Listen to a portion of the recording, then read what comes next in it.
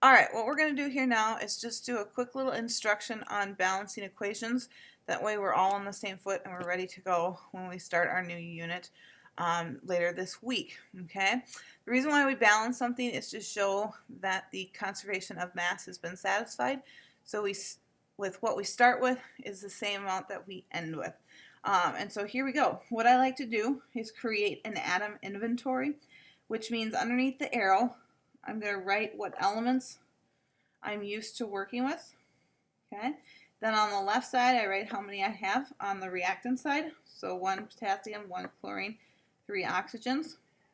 On the flip side, 1 calcium or 1 potassium, 1 chlorine, and 2 oxygens. Now, I hate working with an odd number, and so what I'm going to try to do is double up the KClO3, and again, that gets distributed to all elements in that compound. So now we're working with 2 potassiums, 2 chlorines, and now 6 oxygens. Potassium is no longer good, so I'm going to make it good, at least try to, and we're going to have 2 potassiums and 2 chlorines, and then we still have 2 oxygens. I need 6, so that is going to be a 3, and now we are balanced. Everything is the same on either side of the equation. Moving up here to our next one. This next one, I'm going to show you a little trick with this one to hopefully make it a little easier for you guys. Again, I'm working with magnesium, and then I've got chlorine. Here's the trick, okay? We are dealing with NH4. That's a polyatomic.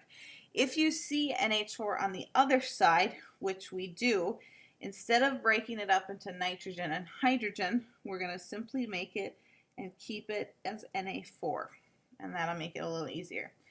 And then the other one that I'm working with, NO3, again, check it on the other side. It is there, so this is also going to remain NO3.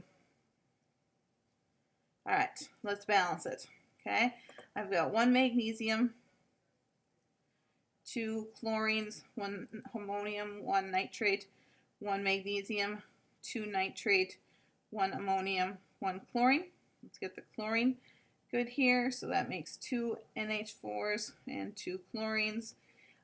We need our nitrate or ammonium, and that's going to be a 2. Make that 2 ammoniums and 2 nitrate. And now we are balanced on either side. Next one. Aluminum, oxygen, 2, 3, 1, 1. No, not 2. Not 1 down there. Oops, sorry, 2. Let's see here. Again, there's that odd number. I hate that odd number. I'm going to double that up. So that makes it now 4 aluminum and 6 oxygen. I need a 4 in front of the aluminum, and I need 6 oxygens, which is going to make that 3. Now, the thing with these atom inventories, okay, you do not have to do that. If you can see how to balance it without having to write that, great. It's one of those things that chemists just know how to balance equations, and so we don't always show work for it. I encourage you to do this, especially in the beginning, until you become comfortable with it, but it is something that you do not have to show that work. And then we'll do this very last one really quick. I'm dealing with Cu, Cl, H, and S. 1, 2, 2, 1 on the left, on the right, 1, 1, 1, 1.